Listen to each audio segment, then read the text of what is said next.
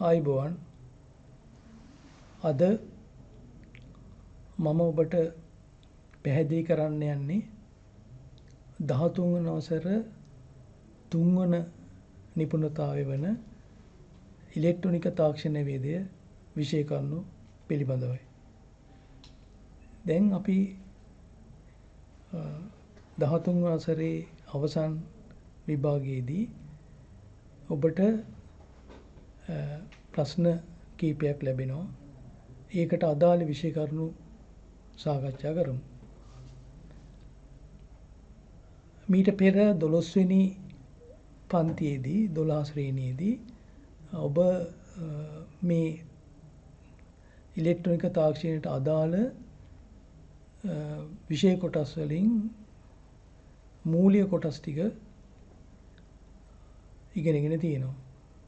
12 වෙනි ශ්‍රේණියේ 7 වන නිපුණතාවයේ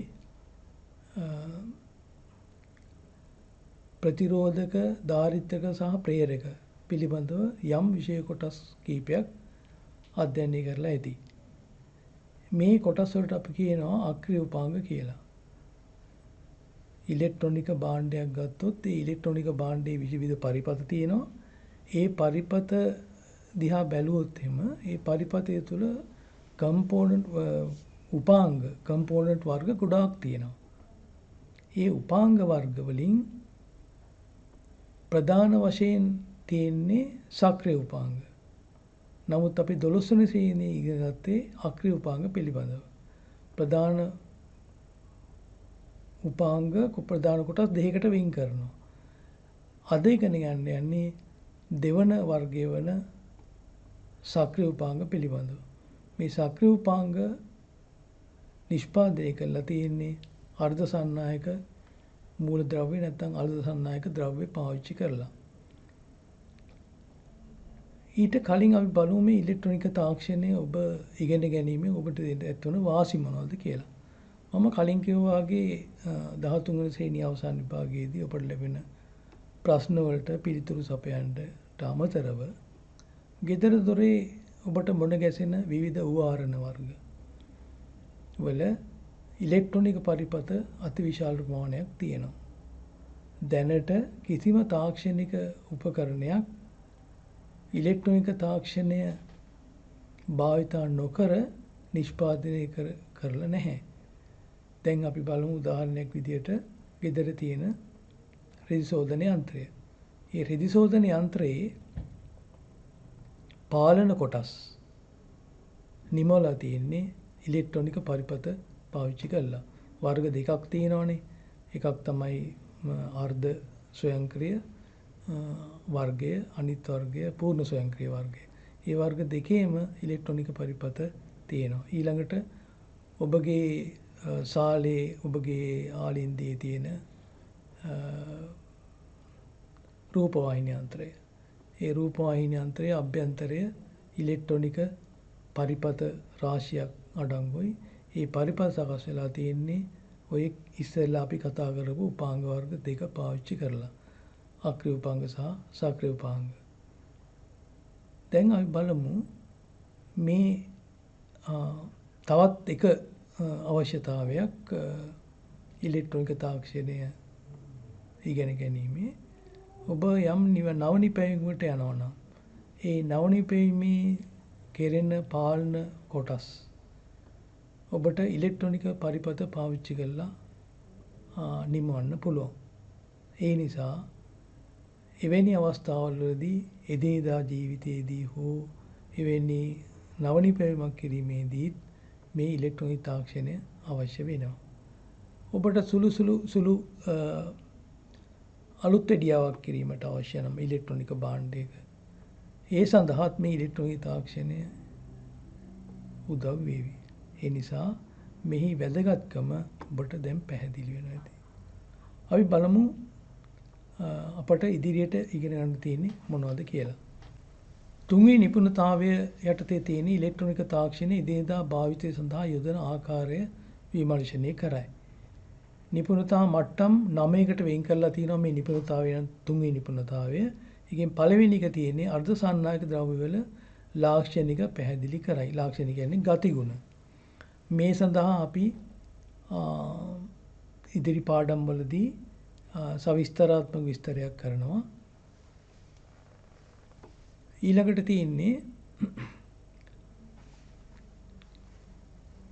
විෂය අන්තර්ගතය. දැන් මේ විෂය කොටසේ තියෙන න්‍යායාත්මක කොටස් තියෙන්නේ අර්ධ සන්නායක මූලද්‍රව්‍ය වල ඉලෙක්ට්‍රොනික වින්‍යාසය තේරුම් ගන්න ඕන. ඒ වගේම P සහ N අර්ධ සන්නායක ද්‍රව්‍ය වල සැකැස්ම අවබෝධ කරගන්න ඕන. ඒ P සහ N අර්ධ සන්නායක ද්‍රව්‍ය තුල තියෙන බහුතර වාහක සහ සුළු වාහක, සුළුතර වාහක හැදෙන්නේ කොහොමද? ඒවායේ තියෙන ප්‍රයෝජන, ඒවායේ ක්‍රියාකාරීත්වයන් අවබෝධ කරගන්න ඕන. ඊළඟට අර්ධ සන්නායක ද්‍රව්‍ය වල සන්නායකතාවය වැඩි කරලා තියෙන්නේ කොහොමද කියලා අවබෝධ කරගන්න ඕනේ. මේකෙදි අපි බලාපොරොත්තු වෙන දේවල් තමයි මේ තියෙන්නේ. එකක් තමයි අර්ධ සන්නායක මූලද්‍රව්‍ය වල ඉලෙක්ට්‍රොනික වින්‍යාසය පදනම් කරගෙන ඒවයි ಗುಣ පැහැදිලි කරන්න පුළුවන් වෙන්න ඕන. P වර්ගයේ සහ N වර්ගයේ අර්ධ සන්නායක ද්‍රව්‍ය වල ව්‍යුහය පැහැදිලි කරලා ඒ සන්නායකතා වර්ධනය වෙන ආකාරය විස්තර කරන්න පුළුවන් වෙන්නට ඕන. දැන් ඉලෙක්ට්‍රොනික තාක්ෂණය කියලා කියන්නේ ඇත්තටම ඉලෙක්ට්‍රොනික භාණ්ඩවල නැත්නම් ඉලෙක්ට්‍රෝන උපාංගවල ව්‍යුහය සහ ඒ වින්‍යාසය සහ ඒවායේ ಗುಣ ඉගෙන ගැනීම. ඒ නිසා පළවෙනි ඉගෙනුම් ඵලය වඩා වැදගත්. මේ ඔබට තිරේ දිස්වන්නේ ආවර්ත වර්ගයේ මූලද්‍රව්‍ය අහුරලා තියෙන රටාවේ කාණ්ඩ තුනක සැකැස්ම. තුන්වෙනි කාණ්ඩය, හතරවෙනි කාණ්ඩය සහ පස්වෙනි කාණ්ඩය. ආවර්ත වර්ගයේ තියෙනවා කාණ්ඩ 8ක්. ඒ කාණ්ඩ 8 යටතේ දැනට සොයාගෙන තියෙන සියලුම මූලද්‍රව්‍ය අහුරලා තියෙන්නේ. නමුත් අපට අවශ්‍ය වෙන්නේ මේ කාණ්ඩ තුනේ මූලද්‍රව්‍ය පමණයි විශේෂයෙන්. මෙම කාණ්ඩ තුනේ හතරවෙනි කාණ්ඩය මූලද්‍රව්‍ය ගත්තොත් ඔබට පේනවා කාබන්, සිලිකන්, ජර්මේනියම් ආදී මූලද්‍රව්‍ය කීපයක් තියෙනවා. මේ මූලද්‍රව්‍ය වල විශේෂ ලක්ෂණයක් තියෙනවා. ඒක තමයි හතරවන කාණ්ඩයේ මූලද්‍රව්‍ය වල අවසාන කවචයේ අවසාන ශක්ති තත්ත්වය ඉලෙක්ට්‍රෝන 4 බැගින් තියෙනවා. මූලද්‍රව්‍යයක් ස්ථායී වෙන්න නම් පිටතම රවුමේ පිටතම ශක්ති තත්ත්වය ඉලෙක්ට්‍රෝන 8ක් තියෙන්න ඕන අපි දන්නවා. නමුත් මෙතෙන්දී ඒ ඉලෙක්ට්‍රෝන 8 ලබා ගන්න එක්කෝ තියෙන ඉලෙක්ට්‍රෝන 4 ඉවත් කරන්න ඕන. එහෙම නැත්නම් ඉලෙක්ට්‍රෝන 4 පිටින් ලබා ගන්න ඕන. මේ කාර්යයන් දෙකම තරමක් අසීරුයි. ඒ නිසා මොකද කරන්නේ? තමන්ගේ සහෝදර පරමාණු සමග සහෝදර පරමාණු 4කින් ඉලෙක්ට්‍රෝන 4ක් හවුලේ බෙදා ගන්නවා. ඒ බෙදා ගැනීමේදී සිදුවෙන්නේ මොකද්ද? ඒ ඉලෙක්ට්‍රෝන හවුලේ බෙදා ගන්න ඉලෙක්ට්‍රෝන සහ තමන්ගේ ඉලෙක්ට්‍රෝන 4 ලබාගත් ඉලෙක්ට්‍රෝන සමග සම්බන්ධ වෙනවා. ඒ නිසා ඊටාම දුර්වල බන්ධන තමයි ඇති වෙන්නේ. මේවට අපි කියනවා සහසංවිධ බන්ධන කියලා. එතකොට තුන්වෙනි කාණ්ඩයේ සහ පස්වෙනි කාණ්ඩයේ මූලද්‍රව්‍ය අවශ්‍ය වෙන්නේ මේ හතරවෙනි කාණ්ඩයේ මූලද්‍රව්‍ය සමග මාත්‍රණය කරලා ඒ වර්තනායක මූලද්‍රව්‍ය ගති ලක්ෂණ වෙනස් කිරීමට විශේෂයෙන් සන්නායකතාවය වැඩි කර ගැනීමටයි අවශ්‍ය වෙන්නේ. එතකොට අපි බලමු හතරවෙනි කාණ්ඩයේ මූලද්‍රව්‍ය වල තවත් විශේෂ ගතිගුණ කීපයක් තියෙනවා. ඒ ටික ඉගෙනගෙන අපි මාත්‍රණය කිරීමට යමු. මේ තිරේ දිස්වන්නේ සිලිකන් සහ ජර්මේනියම් මූලද්‍රව්‍ය වල පරමාණු ව්‍යුහය පිළිබඳව රූප සටහනක්. වම් අත පැත්තේ තියෙන මූලද්‍රව්‍ය සිලිකන්, දකුණු අත පැත්තේ මූලද්‍රව්‍ය ජර්මේනියම්. සිලිකන් මූලද්‍රව්‍ය සහ ජර්මේනියම් මූලද්‍රව්‍ය දෙකේම ඔයගලන්ට පේන අවසාන රවුමේ අවසාන කවච ඉලෙක්ට්‍රෝන 4 බැගින් තියෙනවා. නමුත් සිලිකන් වල සම්පූර්ණ කවච සංඛ්‍යාව බැලුවොත් 3යි තියෙන්නේ. ජර්මේනියම් වල 4ක් තියෙනවා. ඒ නිසා ජර්මේනියම් මූලද්‍රව්‍ය සිලිකන් මූලද්‍රව්‍යයට වඩා විශාලයි. වෙනින් විදියකින් කියනවා නම් න්‍යෂ්ටියේ සිට අවසාන කවචයට තියෙන දුර ප්‍රමාණය සිලිකන් වලට වඩා ජර්මේනියම් වල විශාලයි. ඒකෙන් මොකද වෙන්නේ? අවසාන රවුමේ තියෙන ඉලෙක්ට්‍රෝන සමග න්‍යෂ්ටිය ඇති කරගන්න ආකර්ෂණය දුර්වලයි ජර්මේනියම් වල. මොකද දුර වැඩි නිසා. ඒ නිසා ගති ලක්ෂණ යම් තරමකට වෙනස් වෙනවා. නමුත් පොදුවේ ගත්තාම සිලිකන් සහ ජර්මේනියම් මූලද්‍රව්‍ය දෙකේ ගති ලක්ෂණ බොහෝ දුරට සමානයි. නමුත් මේ මූලද්‍රව්‍ය දෙකම ස්ථායී වීම සඳහා තමන්ගේ සහෝදර පරමාණු සමග සහබන්ධන ඇති කර ගන්නවා.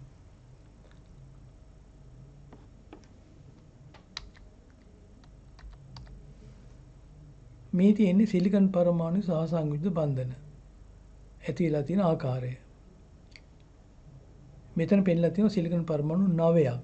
මේ 9න් මැද සිලිකන් පරමාණු ගැන හිත යොමු කරන්න. සිලිකන්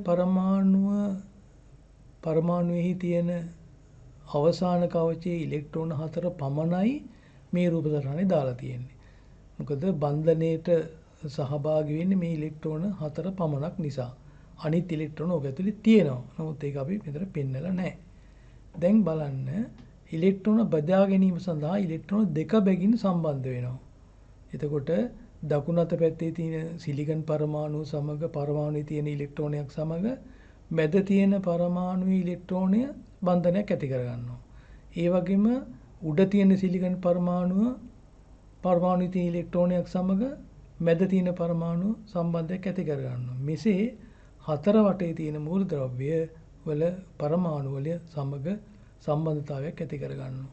මේවට අපි කියනවා සංයුක්ත ඉලෙක්ට්‍රෝන කියලා සහබන්ධන ඇති කර ගන්න ඉලෙක්ට්‍රෝන වලට. ඊළඟට අපි බලමු මේ පිළිබඳව තවත් ලාක්ෂණයක්. මේ පින්තූරය ඔයගොල්ලන්ට පේනවා වම් අත පැත්තේ ඉහළ මූලද්‍රව්‍ය ඉහළ පරමාණු තුල එක ඉලෙක්ට්‍රෝනයක් ඉවත් වෙලා තියෙනවා. දැන් මම කලින් ප්‍රකාශ කළා පැහැදිලි කළා මේ පරමාණු බොහොම දුර්වල බන්ධන සහිතයි. ඒ නිසා කුඩා වෝල්ටීයතාවයක් හෝ උෂ්ණත්වයේ වැඩිවීමක් මගින් ඉලෙක්ට්‍රෝනයක් ඕන වෙලාවක ඉවත් කරගන්න පුළුවන්. නමුත් මේ ඉලෙක්ට්‍රෝනය මේ විදිහට ඉවත් වෙලා තියෙන්නේ නැහැ. වෙනත් පරමාණුවකින් තව ඉලෙක්ට්‍රෝනයක් ඇවිල්ලා උතන පිරෙනවා. මේකට අපි කියනවා ගතික සමතුලිතතාවය කියලා. එතකොට මේ උෂ්ණත්වයේ වැඩිවීම නිසා සිදුවන ඉලෙක්ට්‍රෝන අහඹු චලනය නිසා තමයි මේ කාර්යය සිදු වෙන්නේ. එතකොට ඉලෙක්ට්‍රෝනයක් පිටවෙච්ච තැනක කුහරයක් ඉතුරු වෙනවා, ඉලෙක්ට්‍රෝනයක් අයින් වෙනවා. ආයි ඒ කුහරය පිරෙන්න තව මූලද්‍රව්‍ය තව අපරමාණුකින් ඉලෙක්ට්‍රෝනයක් ලැබෙනවා. එතන කුහරයක් හැදෙනවා. කොහොම නමුත් මේ කුහර සංඛ්‍යාව මේ විදිහටම ගතික සමතුලිතතාවයක් පවත්වමින් තියාගෙන ඉන්නවා. මේ පරමාණු දැලිස මේකට අපි කියන පරමාණු දැලිසක් කියලා. මේ පරමාණු දැලිස තවදුරටත් රත් කළොත් එම කියන්නේ මේ සිලිකන් කොටස තවදුරටත් උෂ්ණත්වය වැඩි කළොත් මේකේ තවත් ඉලෙක්ට්‍රෝන පිට වෙන්න පුළුවන්. ඒ කියන්නේ තවත් කුහර ඇති වෙන්න පුළුවන්. ඒ නිසා උෂ්ණත්වය වැඩි වෙන්න අර පිට කළ හැකි ඉලෙක්ට්‍රෝන වැඩි වෙන නිසා මෙහි සන්නායකතාවයේ ක්‍රමයෙන් ටික වැඩි වෙනවා. නමුත් අපි සන්නායක විදිහට භාවිතා කරන වෙනත් මූලද්‍රව්‍ය වල තරම් උදාහරණයක් වශයෙන් ගත්තොත් තඹ, ඇලුමිනියම්, රිදී වගේ මූලද්‍රව්‍ය පරමාණු වලට තරම් නිදහස් ඉලෙක්ට්‍රෝන මේ පරමාණු වල නැහැ. ඒ නිසා මේවා ඊටාම දුර්වල සන්නායකතාවයක් දක්වන්නේ. නමුත් අපට උෂ්ණත්වය වැඩි කරලා මේකේ සන්නායකතාවය යම් මට්ටමකට වැඩි කරන්න පුළුවන්. ජර්මේනියම් පරමාණුවෙත් මේ වගේමයි සිදු වෙන්නේ. නමුත් ජර්මේනියම් පරමාණු විශේෂත්වය තමයි මම කලින් විස්තර කළා. එහි පරමාණුක අරය විශාල නිසා අවසාන කවචයේ තියෙන ඉලෙක්ට්‍රෝන සමග තියෙන ආකර්ෂණය අඩු නිසා උෂ්ණත්වය වැඩි වෙනකොට පිටවන ඉලෙක්ට්‍රෝන සංඛ්‍යාව වැඩි වෙනවා. අහඹු චලනය වැඩි වීම නිසා. සිලිකන් වල එච්චර උෂ්ණත්වය වැඩි වෙනකොට ඉලෙක්ට්‍රෝන මුක්ත වෙන්නේ නැහැ. ඒ නිසා සන්නායකතාවය බැලුවොත් පොඩි වෙනසක් තියෙනවා ওই මූලද්‍රව්‍ය දෙකේ. මේ ඔබට පේන්නේ ගැලියම් සහ ආසනික් කියන මූලද්‍රව්‍ය දෙකේ පරමාණු ව්‍යුහය. සංයුත ඉලෙක්ට්‍රෝන 3ක් තියෙනවා ගැලියම් වල. කියන්නේ තුන්වෙනි කාණ්ඩයේ මූලද්‍රව්‍ය. ආසනික් වල පිටතම රවුමේ සංයුක්ත ඉලෙක්ට්‍රෝන 5ක් තියෙනවා. ඒ කියන්නේ පස්වෙනි කාණ්ඩේ මූලද්‍රව්‍ය. මේ වගේ තවත් ගැලියම් ආසනික් කියන ගැලියම් ඉන්ඩියම් වගේ මූලද්‍රව්‍ය තියෙනවා. තුන්වෙනි කාණ්ඩේ මූලද්‍රව්‍ය. ආසනික් ඇන්ටිමනි වගේ මූලද්‍රව්‍ය තියෙනවා පස්වෙනි කාණ්ඩේ මූලද්‍රව්‍ය. මේ මූලද්‍රව්‍ය සමග අර සිලිකන් හෝ ජර්මනියම් සම්බන්ධ වුණාම සන්නායකතාවයේ වෙනසක් වෙනවා. ඒක තමයි දැන් අපි කතා කරන්න යන්නේ. දැන් බලන්න මේ තියෙන්නේ N වර්ගයේ ද්‍රව්‍යයක් අර්ධසන්නායක ද්‍රව්‍යයක් හදාගන්න ආකාරය. මේ සඳහා ඇන්ටිමනි ආසනික් ෆොස්ෆරස් කියන මූලද්‍රව්‍ය තුන. ඒ කියන්නේ පස්වන කාණ්ඩයේ මූලද්‍රව්‍ය මාත්‍රණය කරන්න පුළුවන්. මාත්‍රණය කරනවා කියලා කියන්නේ ඊටාම සුළු වශයෙන් මුහුම් කරනවා. උදාහරණයක් වශයෙන් ගත්තොත් සිලිකන් හෝ ජර්මනියම් පරමාණු 10 8 වෙනි බලයකට මේ වගේ පරමාණු එකක් තමයි මාත්‍රණය කරන්නේ. නමුත් මාත්‍රණය කිරීම වැඩිවීම ඊටාම සුළු වශයෙන් වැඩි කර හෝ ඊටාම සුළු වශයෙන් තවදුරටත් අඩු කර වෙනත් ගති ලක්ෂණ තියෙන අර්ධසන්නායක ද්‍රව්‍ය සකස් කරගන්න පුළුවන්. මේ අර්ධසන්නායක ද්‍රව්‍ය භාවිතා කරලා විවිධ උපාංග හදලා තියෙනවා. ඒවා අපි පසුව කතා කරමු. දැන් සංයුත ඉලෙක්ට්‍රෝන 5ක් සහිත අපද්‍රව්‍ය අපි මේ නිසා කියනවා දායක පරමාණු ලෙස. ඒ කියන්නේ ඉලෙක්ට්‍රෝන 5ක් තියෙනවා අවසාන රවුමේ අවසාන කවචේ. ඒ ඉලෙක්ට්‍රෝන 5න් 4යි සහබන්ධන වලට සහභාගී වෙන්න ඕන. තව ඉලෙක්ට්‍රෝනයක් ඉතුරු වෙනවා. දැන් මෙතන බලන්න මේ තියෙන්නේ සිලිකන් දැලිසට අපි ඇන්ටිමනි පරමාණුවක් මාත්‍රණය කරලා තියෙනවා. මැද තියෙනවා ඇන්ටිමනි පරමාණු SB කියලා කියන්නේ ඇන්ටිමනි. නමුත් ඕගලන්ට පේනවා වම් අත පැත්තේ ඉහළ කෙළවරේ තියෙනවා ඉලෙක්ට්‍රෝනයක් ඉවත් වෙලා. මේ ඉලෙක්ට්‍රෝන ඉවත් උනේ ඇන්ටිමනි පරමාණු සම්බන්ධ වෙන කලින්. ඒ කියන්නේ උෂ්ණත්වයේ වැඩිවීමෙන් හෝ ඉතා කුඩා වෝල්ටේජතාවය වැඩිවීමකින් ඉලෙක්ට්‍රෝන අහඹු චලන නිසා පිටවන ඉලෙක්ට්‍රෝන. එතෙන්දී ඉලෙක්ට්‍රෝනේ පැත්තකින් තියෙනවා. එතකොට මේ පරමාණු දැලිසින් ඉලෙක්ට්‍රෝන 10ක් පිට වුණොත් ඉලෙක්ට්‍රෝන 10ක් නිදහස් වෙනවා. ඒ වගේම කුහර 10ක් ඉතුරු වෙනවා. නමුත් ඇන්ටිමනි පරමාණුව සම්බන්ධ වුණාම මාත්‍රණය වුණාම ඇන්ටිමනි පරමාණුවේ අවසාන රවුමේ තියෙන ඉලෙක්ට්‍රෝන 5යි ඒ 5න් 4ක් සිලිකන් පරමාණු 4ක් සමග සහබන්ධනය වෙලා ඊට පස්සේ ඉතුරු ඉලෙක්ට්‍රෝනය පිටතින් ඉතුරු වෙනවා. මෙතෙන්දී එතකොට සිදුරක් නැහැ. සිදුරක් නැතුව ඉලෙක්ට්‍රෝනයක් තියෙනවා. ඒ නිසා සම්පූර්ණ සමස්තයක් විදිහට ගත්තාම මේ පරමාණු දැලිසේ මාත්‍රණය වෙච්ච පරමාණු දැලිසේ ඉලෙක්ට්‍රෝන ප්‍රමාණය වැඩි. කොහොමද ඉලෙක්ට්‍රෝන ප්‍රමාණය වැඩි වෙන්නේ? රත් වීමෙන් පිට වෙච්ච ඉලෙක්ට්‍රෝන වෙනම තියෙනවා.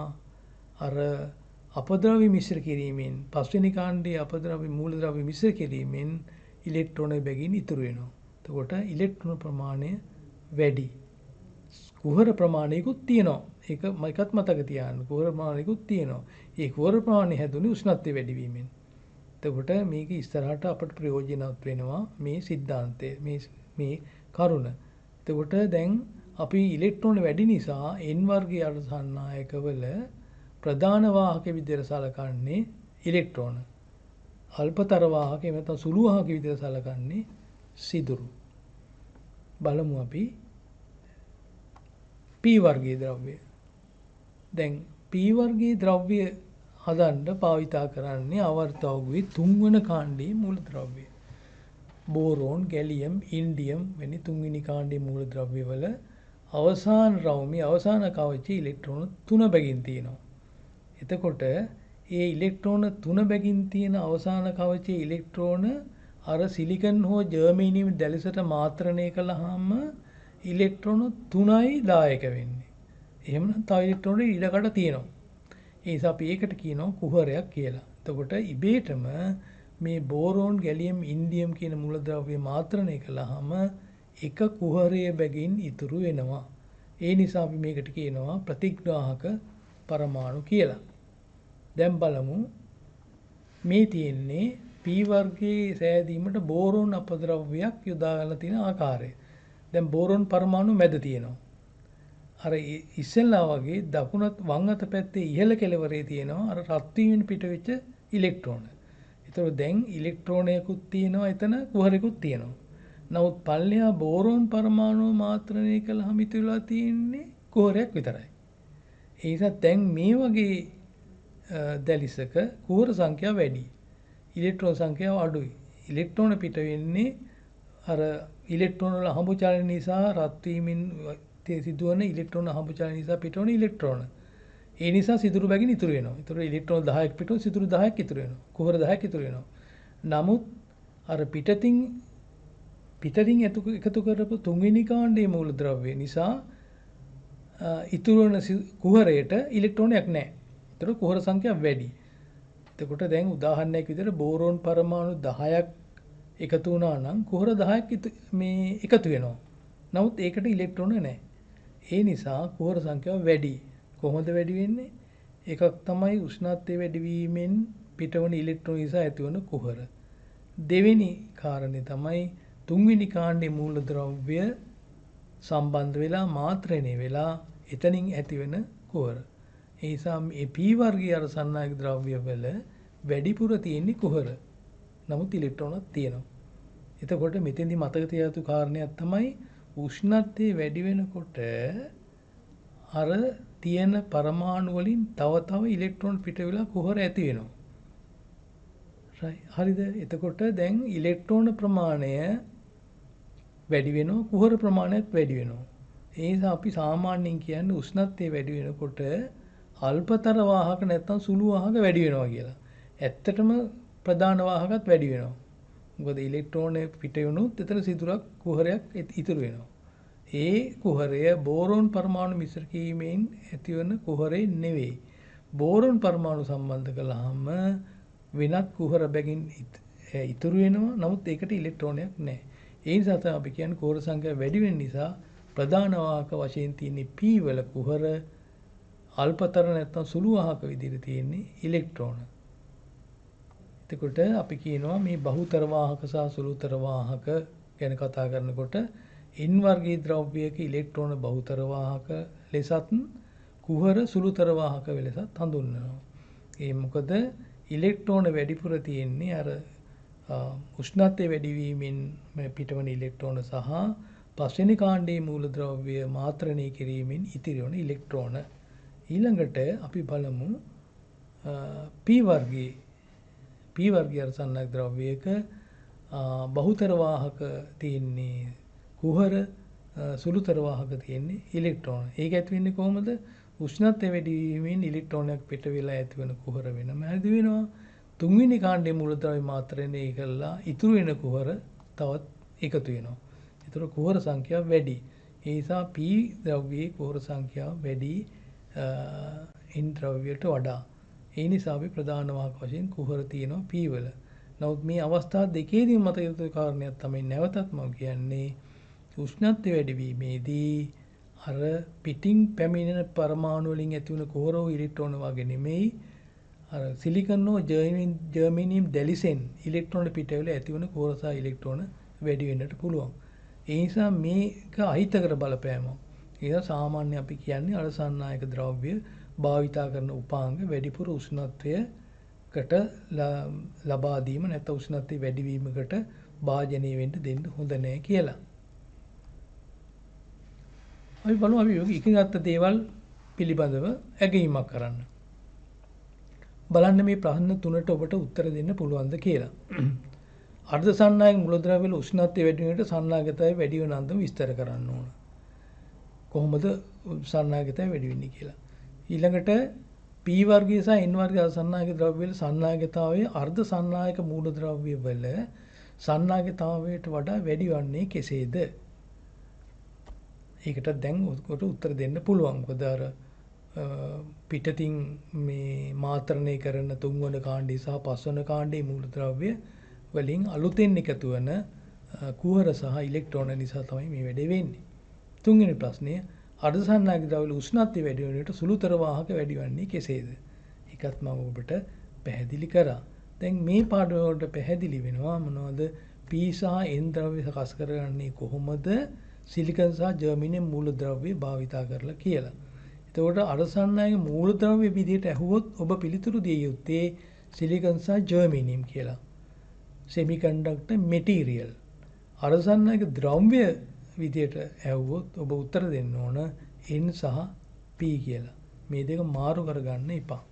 මේ කොටස අපි ඉගෙන ගන්න යන්නේ P සහ N ද්‍රව්‍ය සම්බන්ධ කරලා සකස් කරගන්න ඉලෙක්ට්‍රොනික උපාංග පිළිබඳව. නිපුණතා මට්ටමේ 3 වශයෙන් තියෙන්නේ අවශ්‍යතාවය අනුව විවිධ වර්ගයේ PN සංදි යොදා ගනී කියන එක.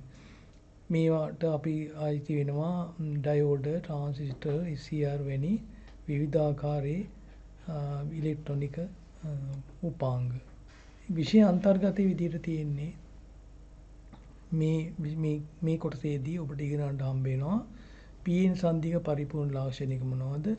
ඍජුකාරක ඩයෝඩ සහ එහි භාවිතයන්, සෙනෙඩයිඩ් සහ එහි භාවිතයන්, ලක්ෂීය සම්බන්ධතා ඩයෝඩ සහ එහි භාවිතයන්, ආලෝක විමෝචක ඩයෝඩ කියන කොටස් 4. අපි ඩයෝඩ වර්ග විශාල ප්‍රමාණයක් තිබුණාට 13 වෙනි පන්තියට යොදලා තියෙන්නේ 13 වෙනි පන්තියේ විෂය නිර්දේශය යොදලා තියෙන්නේ මේ ඩයෝඩ 4 වර්ගයේ පමණයි. වැඩිපුරම අපට භාවිතයට ගැන්වෙන්නේ මේ ඩයෝඩ වර්ග 4 නිසා. ඊට පස්සේ මේ ඒකකේ නැත්නම් මේ නිපුණතාවයේ අවසානයේ ඔබගෙන් බලාපොරොත්තු වෙනවා මෙන්න මේ කොටස්. පළවෙනි එක මොකද්ද? PN සංදික පරිපූර්ණ ලාක්ෂණික සහ ප්‍රායෝගික ලක්ෂණ වක්‍ර අඳින්න පුළුවන් වෙන්නට ඕන. දෙවෙනි එක ඍජුකාරක ඩයෝඩ, සෙනර් ඩයෝඩ, LED සහ ලක්ෂීය සම්බන්ධ ඩයෝඩ වල පෙර නැඹුරු සහ පසු නැඹුරු ලාක්ෂණික වක්‍ර අඳින්න පුළුවන් වෙන්න ඕන. ඊළඟට ඍජුකාරක ඩයෝඩ, සෙනර් ඩයෝඩ, LED සහ ලක්ෂීය සම්බන්ධ ඩයෝඩ වල ක්‍රියාකාරීත්වය සහ එහි භාවිතයන්. ඒ කියන්නේ ඒක යොදාගන්නේ මොන අවස්ථාවලද කියන එක පැහැදිලි කරන්න පුළුවන් වෙන්න ඕන. ඒක තමයි අපි බලාපොරොත්තු වෙන්නේ මේ පාඩම අවසානයේදී ඔබෙන්. මේ දිස්වන්නේ PN සංදියක් නැත්නම් P ද්‍රව්‍ය සහ N ද්‍රව්‍ය එකට සම්බන්ධ කරපු අවස්ථාව. අපි ඉස්සෙල්ලා පාඩමේදී ඉගෙන ගත්තා P සහ N ද්‍රව්‍ය සකස් කරන්නේ කොහොමද කියලා. ඒ වගේම මතක තියාගන්න P වල ප්‍රධාන වාහක වශයෙන් කුහර තියෙනවා, සුළු වාහක වශයෙන් තියෙනවා ඉලෙක්ට්‍රෝන, N ද්‍රව්‍යයේ ප්‍රධාන වාහක වශයෙන් තියෙනවා ඉලෙක්ට්‍රෝන, සුළු වාහක වශයෙන් තියෙනවා කුහර. එතකොට මේ කොටස් දෙක එකතු කළාම මොකද වෙන්නේ කියලා බලමු. මේ පින්තූරේ පේනවා මැද ඉරක් තියෙනවා. ඒ ඉර දෙපස ඉරෙන් දෙපස තියෙන P සහ N ද්‍රව්‍ය දෙක ඒ සම්බන්ධ වුණාම සිද්ධ වෙන දේ ඔයගොල්ලන්ට පේනවා. මොකද්ද? දැන් P වර්ගයේ අර්ධසන්නායක කොටසට සිදුරු වැඩි. ඒ කියන්නේ ඉලෙක්ට්‍රෝන ලබා ගැනීමේ හැකියාව තියෙනවා. ඒ වගේම N වර්ගයේ අර්ධසන්නායකවල ඉලෙක්ට්‍රෝන වැඩි. ඒ නැත්නම් ඉලෙක්ට්‍රෝන ලබා දීමේ හැකියාවක් තියෙනවා. එහෙමනම් දැන් මොකද වෙන්නේ? මේ P සහ N කියන ද්‍රව්‍ය දෙක සම්බන්ධ කළාම N වල තියෙන ඉලෙක්ට්‍රෝන සමහරක් P වලට ගලාගෙන යනවා. P වලට ගලාගෙන ගිහිල්ලා අර කුහර තුලට වැටෙනවා. ඒ නිසා තමයි මේ පින්තූරේ ඔයගලන්ට ඇදලා තියෙන්නේ P වර්ගයේ ද්‍රව්‍ය පැත්තේ, ඒ කියන්නේ වම් අත පැත්තේ අර සම්බන්ධ කරපු රේඛාවට වමින් තියෙන ඉලෙක්ට්‍රෝන. අර N වලින් ගිය නැත්නම් N වලින් ගමන් කරන ලද ඉලෙක්ට්‍රෝන. ඒ වගේම N වර්ගයේ දකුණත පැත්තේ තියෙන N වර්ගයේ මැද තියෙන රේඛාවෙන් දකුණට තියෙන්නේ කුහර. කුහර අපි හඳුන්වන්නේ ධන විදියට. ඒතර මේ කුහර ඒ දැන් වෙලා තියෙන්නේ මොකක්ද? N වර්ගයෙන් P වර්ගයට ගිහිල්ලා තියෙනවා ඉලෙක්ට්‍රෝන. ඒ නිසා P වර්ගයේ ඉලෙක්ට්‍රෝන වැඩි, N වර්ගයේ ඉලෙක්ට්‍රෝන අඩුයි. ඒ නිසා දර ආරෝපණයක් දරනවා N වර්ගයේ ඒ සංදිය සමීපයේම, ඍණාරෝපණයක් දරනවා P වර්ගයේ සංදිය සමීපේ. එහෙනම් සංදිය දෙපස ඔයගලන්ට පේනවා N වර්ගයේ ද්‍රව්‍ය සමීපයේ ධනාරෝපණයකොත් P වර්ගයේ සමීපයේ ඍණ ආරෝපණයකුත් තියෙනවා. එතකොට දැන් මෙතන අපට පේනවා ආරෝපණ හෝමාරෝප වෙලා තියෙනවා, ආරෝපණ වැඩි වෙලා තියෙනවා, P වල ඍණ N වල ධන ආරෝපණ වැඩි වෙලා තියෙනවා. ඒ නිසා මේ ඍණ ආරෝපණ සහ ධන ආරෝපණ අතර වෙනස අපි කියනවා විභවයක් කියලා. එතකොට අපි මේ ඇතිවන විභවයටත් කියනවා අභ්‍යන්තර බාධක විභවය කියලා. ඒ විභවය ඇති වුණේ කොහොමද? P සහ N ද්‍රව්‍ය දෙක සම්බන්ධ කිරීමේදී N වලින් P වලට ගලා ගිය ඉලෙක්ට්‍රෝන නිසා තමයි මේ සිද්ධිය ඇති වෙලා තියෙන්නේ. එතකොට දැන් ජර්මේනියම් ගත්තොත් ඉලෙක්ට්‍රෝන ආකර්ෂණය කිරීම අඩු නිසා මේ ආරෝපණ ප්‍රමාණය ගමන් කරනවා අඩුයි. නමුත් සිලිකන් වල පරමාණු ආරය කුඩායි, ඒ නිසා ඉලෙක්ට්‍රෝන ආකර්ෂණය වැඩි, ඒ නිසා වැඩිපුර ඉලෙක්ට්‍රෝන ආකර්ෂණය වෙනවා. ඒ නිසා මේ අභ්‍යන්තර විභව බාධකය සිලිකන් වල වැඩි ජර්මේනියම් වලට වඩා. මේ අභ්‍යන්තර බාධකය තමයි අර වෝල්ට් 0.6ක් 7ක් වාගේ සිලිකන් වල තියෙනවා. ජර්මේනියම් වල 0.15ක් 0.2ක් වාගේ ප්‍රමාණයක් හිටිනවා. එතකොට අර ධනායන සහ ඍණායන කියලා ලකුණු කරලා තියෙන්නේ ඉලෙක්ට්‍රෝන ප්‍රමාණය වැඩි නිසා P පැත්තේ අපි ඒක අයනයක් විදිහට සලකනවා. ඒ වගේම ධනාරෝපණ ඍණාරෝපණ අඩු නිසා ධනාරෝපණ වැඩි නිසා දකුණු අත පැත්තේ තියෙන N වර්ගයේ අපි ධනායන වශයෙන් සඳහන් කරනවා. දැන් අපි බලමු දැන් මේ තමයි Pn සංදිය හැදුනට පස්සේ ඇතිවන ඉලෙක්ට්‍රෝන සහ සිදුරු වල ස්වභාවය. ඊළඟට අපි බලමු කොහොමද මේ Pn ඩයෝඩ් නැත්නම් ඩයෝඩයක් Pn සංදියක් අපි ඩයෝඩයක් විදිහට සලකනවා. ඒ ඩයෝඩයක් අපි ලකුණු කරලා තියෙන්නේ උදින් පේනවා අපිට පින්තූරය, ඒ කියන්නේ භෞතිකව පෙනෙන ආකාරය, ඒකේ ඉදිරියෙන් තියෙනවා රේඛාවක් සුදු පාට. ඒ රේඛාව පැත්ත තමයි හැම වෙලාවෙම N වර්ගයේ තියෙන්නේ. ඒතකොට මේ N වර්ගයට අපි නම් කරනවා කැතෝඩේ කියලා. P වර්ගයට අපි නම් කරනවා ඇනෝඩේ කියලා. ඒතකොට කැතෝඩේ හැම වෙලාවෙම ලකුණකින් සඳහන් කරලා තියෙනවා. ඒකයි ඉරක් දාලා තියෙන්නේ. එහෙම නැත්නම් වෙනත් ක්‍රමයකට හෝ මේ N පැත්ත සලකුණු කරලා තියෙනවා. සංකේතයක් තියෙනවා ඊට පහළින්. ඒ සංකේතයෙන් ත්‍රිකෝණයකුයි ඉරකුයි. ඒ ඉර තමයි කැතෝඩය. ත්‍රිකෝණයේ පැත්ත තමයි ඇනෝඩේ පැත්තට. එතකොට අපි ඉස්සෙල්ලා සම්බන්ධ කරපු ආකාරයට ඉලෙක්ට්‍රෝන පිහිටීම යටින්ම පින්තූරයේ පේනවා. දැන් බලමු මේ Pn සංදියට පිටතින් වෝල්ටීයතාවයක් යෙදුවොත් මොකද වෙන්නේ කියලා. ඔයගලන්ට පේනවා මේ පින්තූරයේ අර ඉස්සෙල්ලා කතා කරපු Pn ජංක්ෂන් එකට සංදියට බැටරියක් සම්බන්ධ කරලා තියෙනවා පිටින්. සම්බන්ධ කරලා තියෙන්නේ කොහොමද? P වර්ගයට ධනාග්‍රයත් N වර්ගයට ඍණාග්‍රයත් ලැබෙන විදිහට. අපි දන්නවා බැටරියක ධනාග්‍රයෙන් පිට වෙනවා ධන ආරෝපණ. ඒ වගේම ඍණාග්‍රයෙන් පිට වෙනවා ඍණ ආරෝපණ. එහෙම නැත්නම් ඍණ විභවය සහ ධන විභවයක් තියෙනවා. දැන් ඍණ පැත්තෙන් පිටවන ඉලෙක්ට්‍රෝන සම්බන්ධ වෙලා තියෙන්නේ N වර්ගයට. දැන් N වර්ගයේ අසන්නායකල අපි ඉස්සෙල්ලා ඉගෙන ගත්තා ප්‍රධාන වාහක තියෙන්නේ ඉලෙක්ට්‍රෝන. එහෙමනම් ඒ ඉලෙක්ට්‍රෝන තියෙන පැත්තට තවත් ඉලෙක්ට්‍රෝන තල්ලුවක් ආවොත් නැත්නම් ඉලෙක්ට්‍රෝන පීඩනයක් ආවොත් ඒ ඉලෙක්ට්‍රෝන පැත්තකට තල්ලු වෙනවා. තල්ලු වෙන්න ඕන දැන් අර සංදිය දිශාවට. ඒ නිසා මොකද වෙන්නේ? අර උදාසීන වෙච්ච පරමාණු වලින් යම්කිසි ඉලෙක්ට්‍රෝන ප්‍රමාණයක් මුක්ත වෙනවා. මුක්ත වෙලා ධන ආරෝපණ ප්‍රමාණය අඩු වෙනවා. අනිත් පැත්ත බලමු. P වර්ගයේ අර්ධසන්නායක ද්‍රව්‍ය සම්බන්ධ වෙලා තියෙන්නේ කෝෂයේ ධන පැත්ත. එහෙමනම් ධන වෝල්ටීයතාවය නිසා කුහර විකර්ෂණය වෙනවා සංදිය පැත්තට. දැන් මොකද වෙන්නේ? මේ වෝල්ටීයතාවයක් යොදලා තියෙනවා. ඒ වෝල්ටීයතාවය නිසා ධන ආරෝපණ එහෙම නැත්නම් කුහර විකර්ෂණය වෙනවා වමේ සිට දකුණට, ඒ කියන්නේ සංදිය දෙසට. ඉලෙක්ට්‍රෝන නිසා N වර්ගයේ තියෙන ඉලෙක්ට්‍රෝනත් දකුණේ සිට වමට විකර්ෂණය වෙනවා. විකර්ෂණය වෙලා මොකද වෙන්නේ? ටික මේවා උදාසීන වෙනවා. යම් අවස්ථාවකදී මේ උදාසීන වෙච්ච ඉලෙක්ට්‍රෝන මේ පරමාණු හරහා විදුලි ධාරාවක් ගමන් කරන්න පටන් ගන්නවා. ඒ නිසා අපි මේ වගේ අවස්ථාවක් කියනවා ඉදිරි නැඹුරු වීමක් කියලා. ඒ කියන්නේ අපි කෝෂයක් සම්බන්ධ කළාට මදි ඒ කෝෂයේ විසින් ඇති කරන්න ඕන අර අභ්‍යන්තර විභව බාධකයට වඩා වෝල්ටීයතාවයක් මේ PN සංදිය තුළින් ධාරාවක් ගලා යන්න. එතකොට P සහ N කියන ද්‍රව්‍ය දෙක සම්බන්ධ වුණාම එහි මැද තියෙන කොටසට අපි නමක් දෙනවා හායිත ප්‍රදේශය. එහෙම නැත්නම් අපි ඉංග්‍රීසියෙන් කියනවා ඩිප්ලෙෂන් ලේයර් එකක් කියලා. ඒ හායිත ප්‍රදේශයේ එහෙම නැත්නම් හීන ස්තරය කියලා කියනවා. ඒ කියන්නේ ආරෝපණ වලින් හීනයි. ඒ කියන්නේ සන්නාගතයක් දක්වන්නේ නැහැයි කියන එක. උදාසීන වෙලා තියෙන්නේ.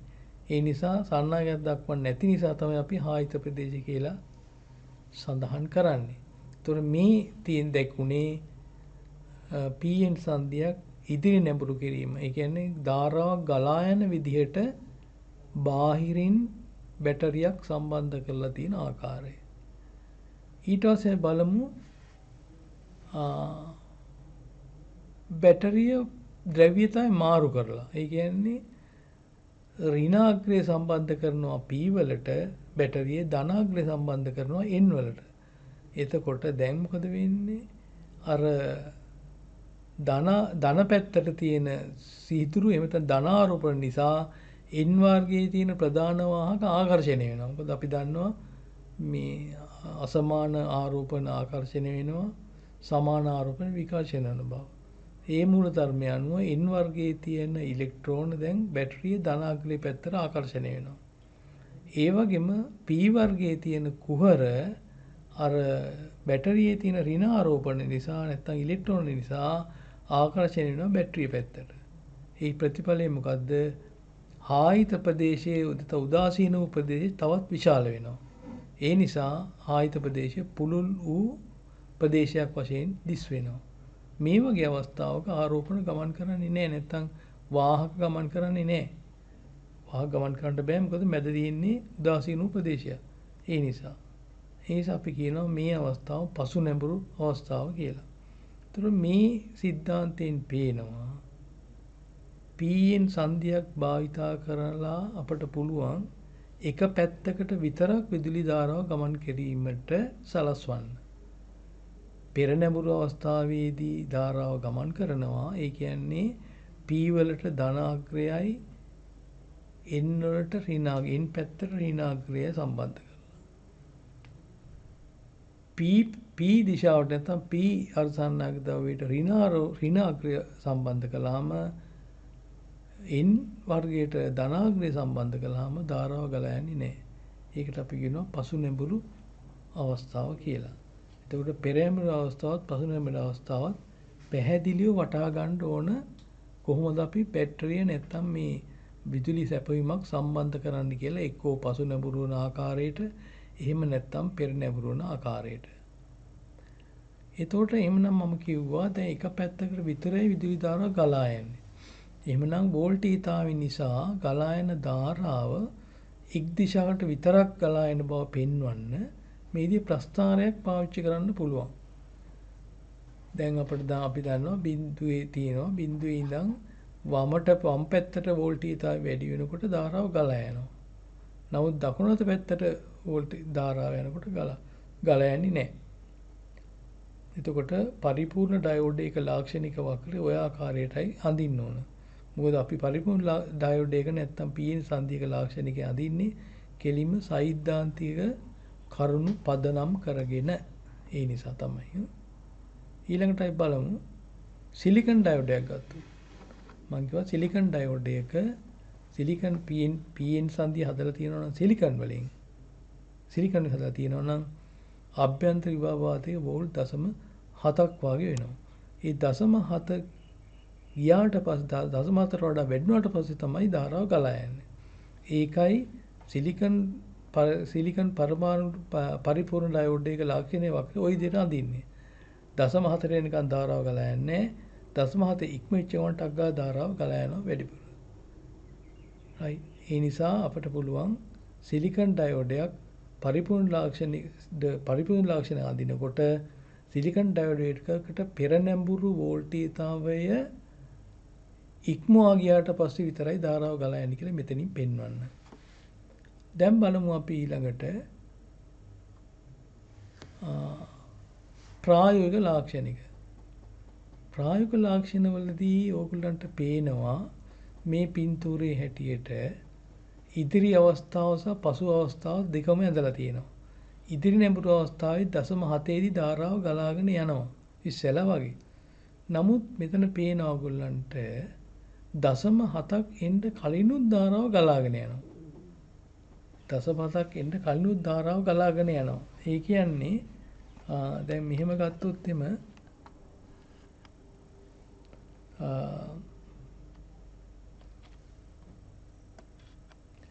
මෙන්න මෙතන මේ ධාරාව මෙන්න මේ හරියේදී ධාරාව ගලා යන්න පටන් ගන්නවානේ. නමුත් ලොකු ධාරාවක් ගලාගෙන යන්නේ නැහැ. නමුත් 0.6ක් 0.7ක් වගේ වෙනකොට තමයි ටිකක් වැඩිපුර ධාරාව ගලාගෙන යන්නේ.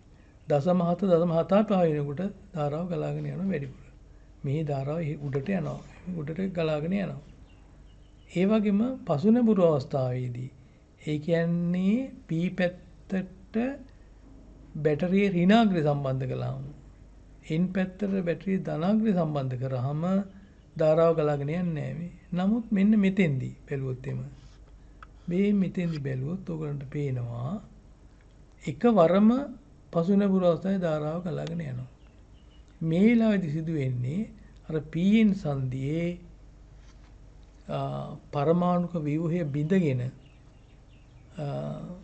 ධාරාව ගලා යන්න පටන් ගන්නවා. මේ වෝල්ටීයතාව හුඟක් අධික වෝල්ටීයතාවයක්.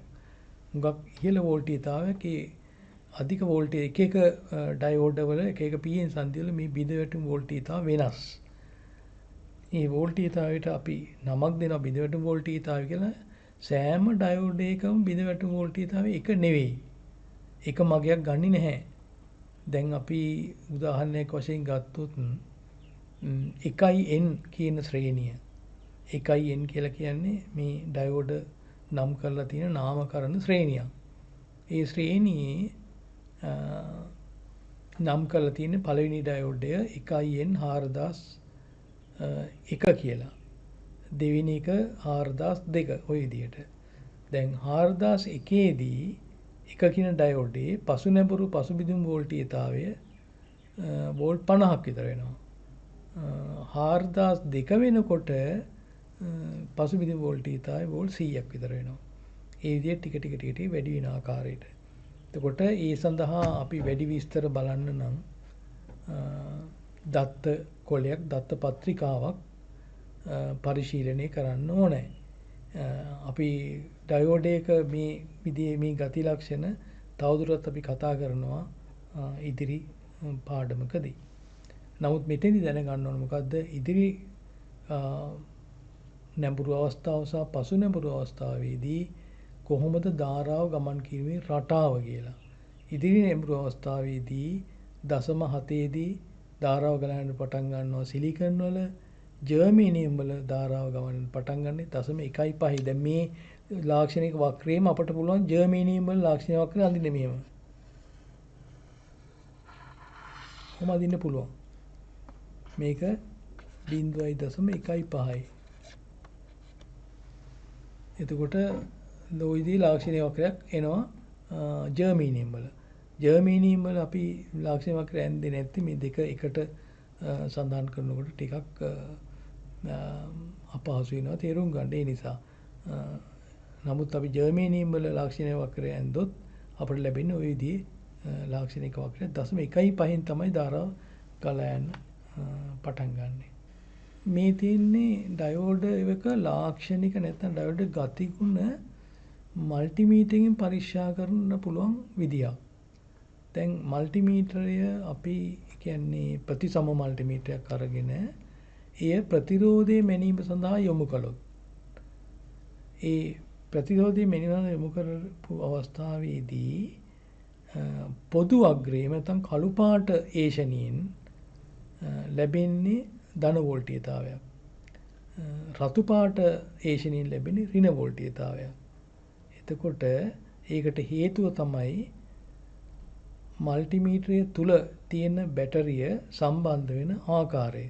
මල්ටිමීටර තුල සම්බන්ධ බැටරිය සම්බන්ධ විය යුත්තේ දර්ශකයේ නියම දිශාවට භ්‍රමණය වන ආකාරයට. එතකොට ඔයගොල්ලෝ 12යි පන්තියේදී මල්ටිමීටරය පිළිබඳව පැහැදිලි විග්‍රහයක යෙදෙන්නේ නැති. ඒ අවස්ථාවේදී මේ අභ්‍යන්තර පරිපථ පිළිබඳව ඉගෙනගෙන ඇති.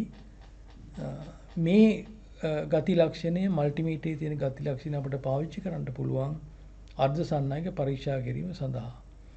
දැන් බලන්න දකුණත පැත්තේ තියෙන චිත්‍රය. දකුණත පැත්තේ චිත්‍රයේ තියෙන්නේ කොමන් පැත්තට නැත්නම් කළු පාට ඒෂණියට ඇනෝඩය සම්බන්ධ කරලා. ඍණ පැත්ත නැත්නම් රතු ඒෂණියට කැතෝඩය සම්බන්ධ කරලා තියෙන්නේ. එතකොට දැන් ඇනෝඩයට ධන වෝල්ටීයතාවයකුත් කැතෝඩයට ඍණ වෝල්ටීයතාවයකුත් ලැබිලා තියෙනවා. ඒ නිසා මේ ඩයෝඩේ පෙරනැඹුරුලා තියෙන්නේ. පෙරනැඹුරුනම ධාරාව ගලා යනවා. ධාරාව ගලා යාම කොට ප්‍රතිරෝධය අඩු වෙනවා. ඒ නිසා දර්ශකය ප්‍රතිරෝධ අඩු පැත්තට ගිහිල්ලා තියෙනවා. බිඳුවට ඇවිල්ලා තියෙනවා. වම් පැත්තේ පින්තූරේ බලන්න. වම් පැත්තේ පින්තූරේ කළු පාට ඒෂණිය කොමන් නැත්නම් පොදු අග්‍රය දීලා තියෙන්නේ සම්බන්ධ කරලා තියෙන්නේ කැතෝඩ් එකට. රතු පාට ඒෂණිය නැත්නම් වෝල්ට් ඇම්පියර් මනින ඒෂණිය සම්බන්ධ කරලා තියෙන්නේ ඇනෝඩ් එකට. එහෙමනම් ධන වෝල්ටීය සම්බන්ධ තියෙන්නේ කැතෝඩ් එකට, ඍණ වෝල්ටීයතාව සම්බන්ධ වෙලා තියෙන්නේ ඇනෝඩ් එකට. ඒ නිසා ඩයෝඩේ පසු නැඹුරුයි. පසු නැඹුරු අවස්ථාවේදී ධාරාව ගලන්නේ නැති නිසා ප්‍රතිරෝධය අනන්තයි. ඒ නිසා ප්‍රතිරෝධය අනන්ත පැත්තට නැත්නම් සම්පූර්ණ වම් අත පැත්තට ගමන් කරලා තියෙන දර්ශකය. දැන් මෙතෙන්දි පැහැදිලි කරගත යුතු කාරණයක් තියෙනවා. මේ පින්තූරේ හැටියට පෙරනැඹුරු අවස්ථාවේදී ඩයෝඩේ හරහා ධාරාව ගලා යනවා. ඒ කියන්නේ ප්‍රතිරෝධය බිඳුවටම එනවා කියලා තමයි දක්වලා තියෙන්නේ. නමුත් ඒක ප්‍රායෝගිකව එහෙම නෙමෙයි. යම් කිසි ප්‍රතිරෝධයක් තියෙනවා. අඩු ප්‍රතිරෝධයක් තමයි. නමුත් යම් කිසි ප්‍රතිරෝධයක් තියෙනවා පෙරනැඹුරු වුණත් ඩයෝඩයක් හරහා. ඒ නිසා ඇත්තටම ඔය දර්ශකය ගමන් කරන්න ඕන බිඳුවටම නෙමෙයි. ඊට වඩා චූට්ටක් වැඩි වෙන්න ඕන. ඊට පොඩි ප්‍රමාණයක් වැඩි වෙන්න ඕන. ඒ නිසා ඒකත් මතක තියාගන්න. ඩයෝඩයක් පෙරනැඹුරු නාම ප්‍රතිරෝධයේ බිඳුවක්ම වෙන්නේ නැහැ. ඊට වඩා ටිකක් වැඩි. නමුත් අපට පුළුවන් මේ ඩයෝඩේ ගතිගුණ මල්ටිමීටරයකින් පරීක්ෂා කරන්න. දැන් බැරි වෙලාවත් මේ පරීක්ෂණයේදී මේ අවස්ථා දෙකේදීම දර්ශකයේ බිඳුවක් ආවොත්, එහෙම නැත්නම් මේ පරීක්ෂණ අවස්ථා දෙකේදීම දර්ශකයේ අනන්තයේ පැත්තට ගියොත්, ඒ කියන්නේ මේ ඩයෝඩේ භාවිතා කරන්න බැරි තත්වයට පත් වෙලා තියෙනවා. එය දෝෂ සහිතයි. අපි බිඳුවට එනවා නම් ඒ කියන්නේ දෙපැත්තටම ගමන් කරන බිඳුවට අපි කියන ෂෝට් සර්කිට් කියලා, ලුහු පරිපථ වෙලා තියෙනවා. අවස්ථා දෙකේදීම අනන්තයේ පැත්තේ තියෙනවා. ධාරාව ගලා යන්නේ නැත්නම් අපි කියනවා ඕපන් සර්කිට්, විවෘත පරිපථ වෙලා තියෙනවා කියලා. මේ අවස්ථා දෙකේදීම අපට මේ ඩයෝඩය භාවිත කරන්න බෑ. මේ පින්තූරයෙන් පේන්නේ මේ ඍජුකාරක ඩයෝඩයක් භාවිතා කරන්න පුළුවන් එක්තරා අවස්ථාවක්. මේක ප්‍රධාන අවස්ථාව. මොකද්ද? ප්‍රත්‍යාවර්ත වෝල්ටීයතාව සරල ධාරා වෝල්ටීයතාව බවට පත් කරන්න. මෙහි පේනවා වම් අත පැත්තේ තියෙනවා ට්‍රාන්ස්ෆෝමරයක්, පරිණාමකයක්. ඒ පරිණාමකයේ ප්‍රාථමිකයට යොදලා තියෙනවා 230 වෝල්ට් ප්‍රධාන සැපයුම ප්‍රත්‍යාවර්තයි. පරිණාමකයෙන් ද්විතීයික ප්‍රතිදානය වෙන්නේ අර වගේම මේ ප්‍රත්‍යාවර්ත වෝල්ටීයතාවයක්. නමුත් එහි පොටෝල් සංඛ්‍යාව අනුව වෝල්ටීයතාවය අඩු වෙනවා. අපි පොටෝල් සංඛ්‍යාව යොදලා තියෙන්නේ වෝල්ට් 12ක් ලැබෙන ආකාරයට. ඒ කියන්නේ මැදට සාපේක්ෂව උඩට 12යි, මැදට සාපේක්ෂව පල්ලෙහා කෙරවලට 12යි. නමුත් මෙතෙන්දි මතක තියාගන්න ඕන උඩ කෙළවරට ධනාර්ධ වක්‍රයක් එනකොට යටට එන්නේ ඍණාර්ධ වක්‍රයක්. ප්‍රත්‍යාවර්ත වෝල්ටීය පිළිබඳවත් අපි 12 වෙනි පන්තියේදී ඉගෙනගෙන තියෙනවා. දැන් බලන්න දකුණු අත පැත්තේ තියෙන ඩයෝඩ් එක උඩ තියෙන ඩයෝඩ් එක 1.4007 ඒ වෙතට අපි 12 වෝල්ට් සම්බන්ධ කළාම ඒ ඩයෝඩේ පෙරනැඹුරු වෙන්නේ උඩ කෙළවරේ ධනාර්ධ වක්‍රයේ තියෙන අවස්ථාවේදී පමණයි. උඩ කෙළවර ධන අවස්ථාවේදී පමණයි. right. එතකොට ධාරාව ගලා යනවා. right. ඊට පස්සේ ඍණ පල්ලෙහා කෙළවරේදී ධනාක්‍රිය ධන අර්ධ වක්‍රය ලැබෙන්නේ උඩ කෙළවර ඍණ අර්ධ වක්‍රය ලැබෙන වෙලාවේදී. එහෙමනම් ඒ වෙලාවේදී දෙවෙනි ඩයෝඩේ නැත්නම් පල්ලෙහා ඩයෝඩේ සන්නයනය කරනවා පෙර නැඹුරු වෙලා. ඒ නිසා සැපයීමට අපට හැම වෙලාවෙම ධන උඩ ලබා ගන්න පුළුවන්. මේ පිළිබඳව වැඩි විස්තර අපි කතා කරනවා ඍජුකරණ කියන පාඩමේදී. ඒ නිසා අපි ඊළඟ කොටසට යමු. ඊළඟට අපි බලමු මේ ප්‍රායෝගිකව මේ ඩයෝඩේ අඳුනගන්නේ කොහොමද කියලා. දැන් මේ පේන පින්තූරේ ඕගොල්ලන්ට පේනවා විවිධ වර්ගයේ ඍජුකාරක ඩයෝඩ 6ක්. මේ 6න් බලන්න වම් පැත්තේ තියෙන ඍජුකාරක ඩයෝඩය කුඩා, වම් පැත්තේ දෙකක් තියෙනවා. ඒ ඍජුකාරක ඩයෝඩ දෙකම කුඩායි. මේ කුඩා වීමේ තේරුම තමයි නැත්නම් මේ කුඩා ඩයෝඩය භාවිත කරන්නේ අඩු ධාරාවක් සපයා ගැනීම සඳහා. මේ ඩයෝඩ තුලින් විශාල ධාරාවක් ගන්න බෑ.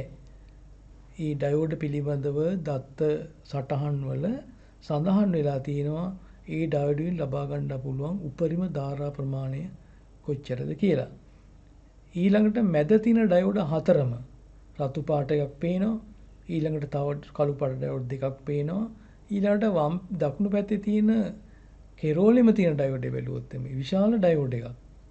ඒ ඩයෝඩයෙන් අති විශාල ධාරාවක් ලබා ගන්න පුළුවන්. එතකොට මැද තියෙන ඩයෝඩ් තුනෙන් සාමාන්‍ය ධාරාවක් ගන්න පුළුවන්. ඇත්තටම මේ ඩයෝඩ් වල වැගීම අනුව මේ රේටින්ග්ස් අනුව අර වම් පැත්තේ තියෙන ඩයෝඩ් දෙකෙන් මිලි ඇම්පියර් 500ක් විතර ගන්න පුළුවන්. මැද තියෙන ඩයෝඩ තුනෙන් මිලි ඇම්පියර් 5 සිට 10 දක්වා විතර ගන්න පුළුවන්. කෙළවරේ තියෙන ඩයෝඩ් එකකින් අපට පුළුවන් ඇම්පියර් 15ක් 20ක් විතර ලබා ගන්න. ඒ නිසා ධාරාව අනුව ඩයෝඩ් එක තුලින් ඩයෝඩ් එකේ ප්‍රමාණය වැඩි වෙනවා. ඒ වගේම මතක තියාගන්න මේ ඩයෝඩ් එකේ ප්‍රමාණය වැඩි වුණායි කියලා අභ්‍යන්තර විභව බාධකේ වෙනස් වෙන්නේ නැහැ. ඔය 6ම සිලිකන්. ඒ නිසා ඔය 6ේම අභ්‍යන්තර විභව බාධකයේ 0.7ක් පමණ වෙනවා. ඒකත් මතක තියාගන්න. ඊළඟට අපි බලමු මේ ඍජුකාරක ඩයෝඩයේ තවත් භාවිතයක්. ඍජුකාරක ඩයෝඩයේ තවත් භාවිතයක්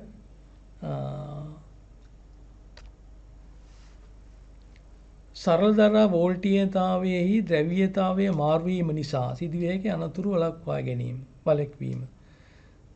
මේ ඩයෝඩය පාවිච්චි කරන්න පුළුවන් යම්කිසි උපකරණයකට සපයන ද්‍රව්‍යතාවය කියන්නේ ධන ඍණ වෝල්ටීයතාවයන් මාරු වුණොත් එම භාණ්ඩයට සිදුවන හානි ඉවත් කරන්න. දැන් බලන්න පල්ලෙහා තියෙන මේ පින්තූරේ ගුවන් විදුලි යන්ත්‍රයට රේඩියෝ කියලා සඳහන් කරන ගුවන් විදුලි යන්ත්‍රය ගුවන් විදුලි යන්ත්‍රයට වෝල්ට් 12කින් සැපීම ලබා දීලා තියෙනවා. එය ඩයෝඩයක් හරහා තමයි ලබා දීලා තියෙන්නේ. ඍජුකාරක ඩයෝඩයක් හරහා. ඒ ඍජුකාරක ඩයෝඩයේ ඇනෝඩයට සම්බන්ධ කරලා තියෙන්නේ වෝල්ට් 12 බැටරියේ ධනාග්‍රය. එහෙමනම් මේ ඩයෝඩේ පෙර නැඹුරුයි. එහෙමනම් ධාරාව ගලාගෙන යනවා. එහෙමනම් කිසිම ප්‍රශ්නයක් නැහැ. ඒ ගුවන් විදුලියට අවශ්‍ය කරන ද්‍රව්‍යතාවය දැන් ලැබිලා තියෙනවා. දකුණත පැත්තේ තියෙන පින්තූරේ බලන්න. එහි බැටරි වයර් මාරු වෙලා නැත්නම් ඩයෝඩයේ ඇනෝඩයට සම්බන්ධ වෙලා තියෙන බැටරියේ ඍණාග්‍රය. ඒ නිසා මේ ඩයෝඩ් එක පසු නැඹුරු වෙලයි තියෙන්නේ. ඒ නිසා ඩයෝඩේ නොතිබුණා නම් මොකද වෙන්නේ? ගුවන් විදුලි යන්ත්‍රයට ධන සම්බන්ධ කළ යුතු අග්‍රයට ඍණ සම්බන්ධ වෙනවා. ඍණ සම්බන්ධ යුතු අග්‍රයට ධන සම්බන්ධ වෙනවා. ඒ නිසා ගුවන් විදුලි යන්ත්‍රය ක්‍රියා විරහිත වෙන්නට පුළුවන්. ඒ නිසා ඒක වළක්වන්න පුළුවන් අපිට මේ ඩයෝඩ් එක මේ ආකාරයට පාවිච්චි කරලා. ඒ නිසා ඩයෝඩයක් භාවිතා කිරීමෙන් අපට ආරක්ෂක පිළිවෙලක් ඇති කරගන්න පුළුවන්. නමුත් මෙතන මතක තියාගන්න කාරණයක් තියෙනවා. මම හැම වෙලාවෙම කියනවා ඩයෝඩයක් පෙරනැඹුරු වෙන්න යම් වෝල්ටේජයක් අවශ්‍යයි. ඒ කියන්නේ 0.7ක් පමණ. ඒ නිසා 12 වෝල්ට් 12ක බැටරියකින් සැපයීම දුන්නට ගුවන්විදුලි යන්ත්‍රයකට මේ යන්ත්‍රයට සැපෙන්නේ 11.3ක් වාගේ වෝල්ටේජතාවයක් 0.7ක් අඩු වෙලා. නමුත් ඒක ඉච්චර ගැටලුවක් වෙන්නේ මේ යෙදුමේදී. නමුත් සමහර යෙදුම් තියෙනවා වෝල්ටේජය හරියටම ලබා දිය යුතු යෙදුම්. ඒවට වෙනත් විකල්ප මාර්ග පාවිච්චි කරන්න පුළුවන්. මේ තියෙන තවත් භාවිතයක්. මේකෙදි කරලා තියෙන්නේ මොකද්ද? වම් අත පැත්තේ ප්‍රත්‍යවර්ත වෝල්ටේජතාවය සම්බන්ධ කරලා තියෙනවා ඩයෝඩයක් හරහා විදුලි පාහනයකට සෝල්ඩරින් අයන්. විදුලි පාහනයකට. දැන් උඩ තියෙන ස්විච් එකක්. ඒ ස්විච් එක දැන් විවෘත වෙලයි තියෙන්නේ. විවෘත වෙලා නම් ඩයෝඩ් එක හරහා තමයි ධාරාව ගලන්නේ. ඩයෝඩ් එක හරහා ගලායන්න ඉඩ දෙන්නේ එක් අර්ධ වක්‍රයක් විතරයි. ධන අර්ධ වක්‍රය විතරයි මේ විදිහට තිබ්බොත්. ධන අර්ධ වක්‍රය විතරක් යනවා නම් ඒ කියන්නේ සෝල්ඩරින් අයන් එකට ලැබෙන ජව ප්‍රමාණය අඩුයි. ඒ නිසා මේ සෝල්ඩරින් අයන් එක වැඩි කලක් පාවිච්චි කරන්න පුළුවන්. නමුත් මෙහෙම තියන්න ඕන මේ සෝල්ඩරින් අයන් එක භාවිත නොකරන අවස්ථාවල. දැන් අපි යම් කිසි පරිපථයක් පාසන්න පටන් ගත්තාම වැඩිපුරම වෙලාවක් තියෙන්නේ සෝල්ඩරින් අයන් එක තියෙන්නේ නැත්නම් මේ විදුලි පාහනේ තියෙන්නේ මේසෙ උඩ. විදුලි පාහන්න පාවිච්චි කරන්නේ බොහොම අඩු වෙලාවක්. ඒ නිසා අපි මොකද කරන්න ඕන? සාමාන්‍ය වෙලාවේදී මේක ඩයෝඩ් එක හරහා විදුලිය ගමන් කරන්න සලස්සලා පාසන වෙලාවට විතරක් අතින් ස්විච් එක ඔබලා සම්පූර්ණ ජවයම විදුලි පාහනයට ලැබීමට සලස්සන්න පුළුවන්. මේ විදිහට කරාම මේ සෝල්ඩරින් අයන් එක නැත්තම් මේ විදුලි පාහනය විශාල කාල සීමාවක් භාවිතා කරන්න පුළුවන්. දකුණු අත පැත්තේ තියෙන පරිපථයේ තියෙන්නේ ඒත් ওই පරිපථයමයි. නමුත් අපි සම්බන්ධ කරලා තියෙන විදුලි පහනකට. මේ විදුලි පහනට ලැබෙන්නේ ධනාර්ධ වක්‍රය විතරයි. ඒ නිසා ඒ ධනාර්ධ වක්‍රය පමණක් ලැබෙන නිසා ජව ප්‍රමාණය අඩුයි. ඒ නිසා ආලෝකය අඩුවෙන් තමයි පත් වෙන්නේ. නැත්තම් ඩිම් වෙලා. ඒ නිසා අපිට මේ ඩයෝඩ් එක පාවිච්චි කරන්න පුළුවන්. ආලෝක පාලකයක් සඳහා ලයිට් ඩිමර් එකක් විදිහට පාවිච්චි කරන්න පුළුවන්. මේ වගේ අපට ඕන තරම් උදාහරණ දෙන්න පුළුවන් මේ ඩයෝඩයේ භාවිතයන් සඳහා. තමන්ගේ ඉදිරියදා ජීවිතයේදී මේවා භාවිත කිරීමෙන් ඔබට යම් වාසිදායක තත්ත්වයුත් ඒ වගේම උපාංග ආරක්ෂා කර ගැනීමේ හැකියාව ලැබෙනවා.